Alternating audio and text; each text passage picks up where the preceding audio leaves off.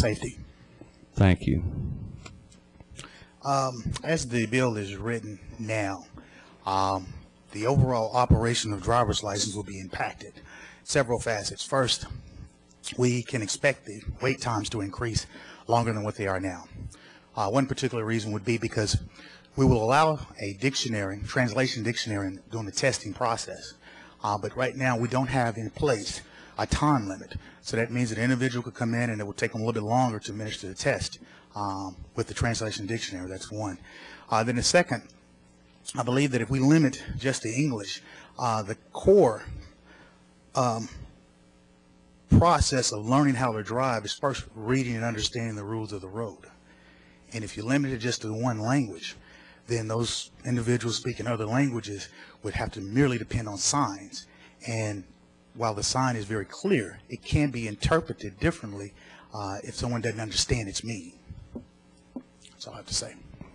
Okay, I've got a question for you. How many languages are we currently testing in? That's 4. 4 languages, Yes. and what are they? English, Korean, Japanese, and Spanish. Okay. Does anyone else have questions of the department? Representative Faulkner, you're recognized. The folks who use the other languages to, or the other test to get required to, or they, hang on just a second.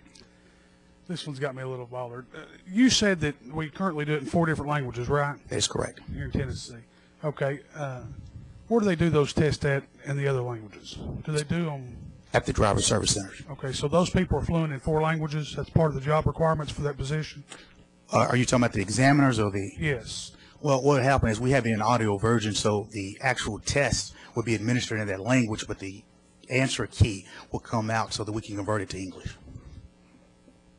Okay, I know it's done on computer, but somebody checks the computer occasionally to make sure that it's accurate, correct? Yes, that's part of our contract with our vendor to make sure that that is. In other words, what you're talking about, a maintenance of the computer, make sure it is calibrated. Yes. Okay, but an employee don't do that. We hire somebody to come in and take care of the state's business like we do on about everything else. That is correct, yes. Okay, thank you. You taking an offering, or are you wanting to be recognized? Okay, you're recognized. Why are we letting them use a dictionary? They're not going to have a dictionary when they're driving. That's part of the test, and actually they're using a translation dictionary just to interpret. And this is a knowledge test. This is not with a skills test, just a knowledge test.